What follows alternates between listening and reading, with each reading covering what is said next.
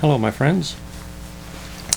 Welcome to Bible Revelations. It is even on the day when God promised to judge Sodom, Lot was released. This will be episode 64.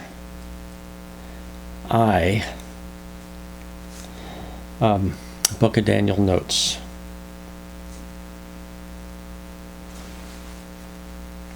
Daniel 7.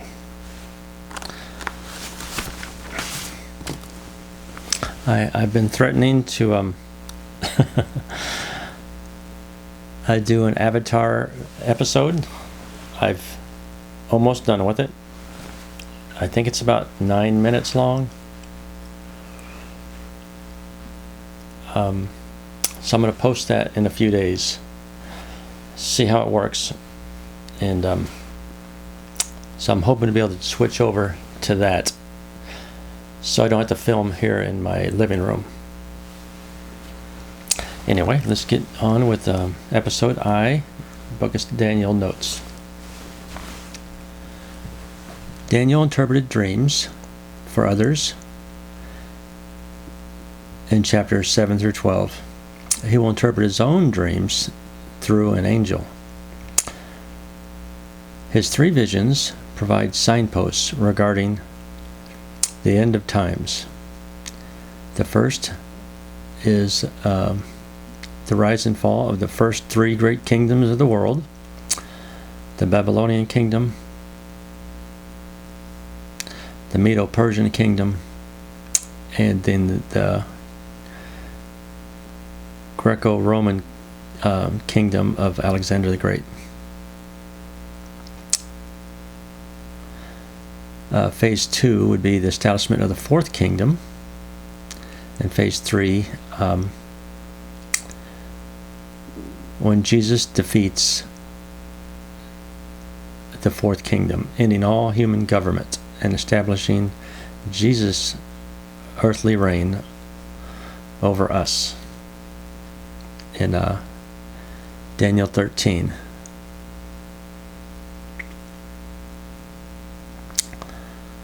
The first 6 chapters of Daniel are a historical, chronological report of stuff that took place for a period of 22 years. Chapters 7 through 12 are prophecies that were received during that same time.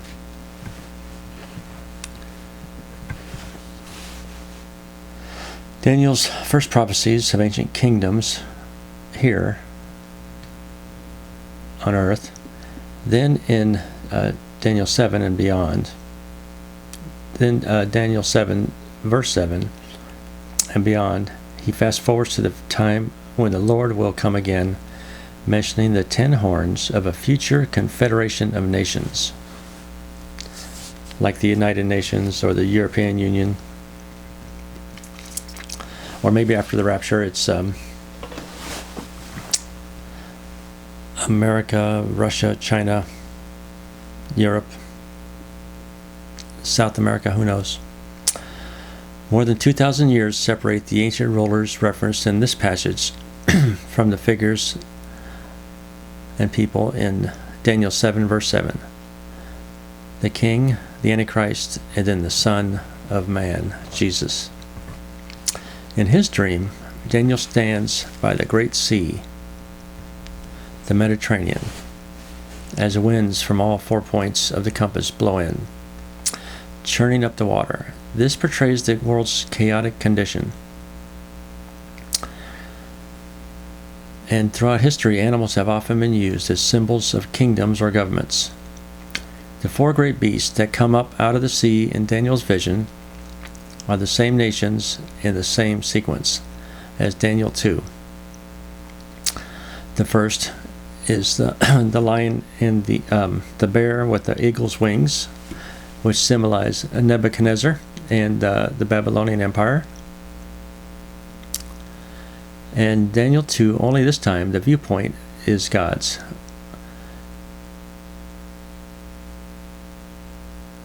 Where Nebuchadnezzar saw a monument to human achievement and national conquest, symbolized by the precious metals of the statue in his dream. Daniel saw animalistic kingdoms headed for destruction. The lion and the eagle are the king of beasts and the king of birds, respectively. The symbol of the Babylonian Empire was a winged lion, symbolized by the head of gold in Daniel 2. The head of gold has become in a lion in God's eyes. The wings indicate the swift conquest of a strong and cruel kingdom. The second animal is the bear.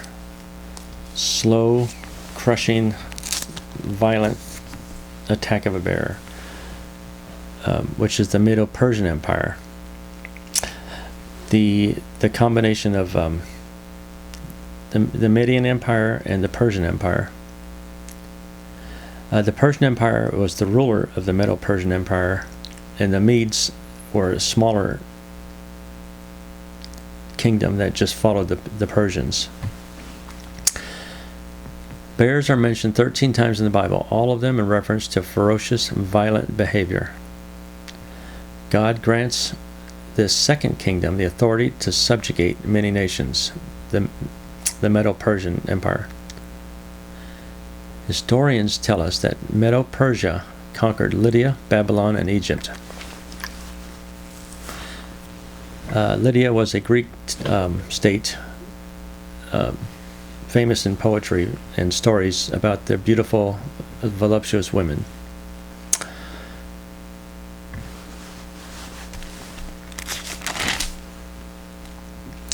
The leopard comes, first you got the lion eagle, the bear, and then the leopard.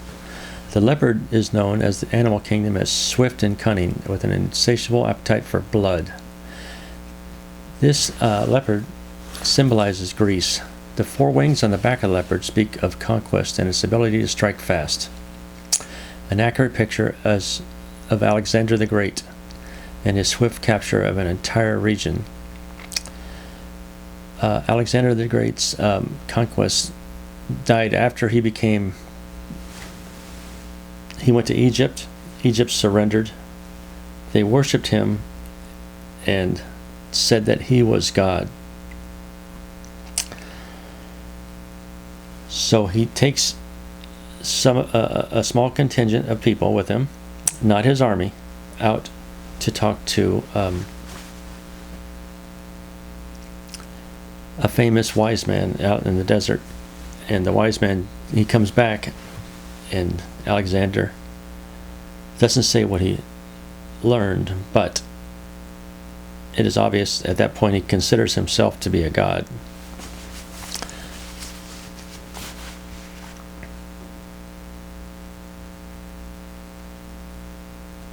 He didn't live much longer. The four wings on the back of the leopard speak conquest and his ability to strike. An accurate picture of Alexander the Great, swift capture of an entire region. After Alexander the Great died,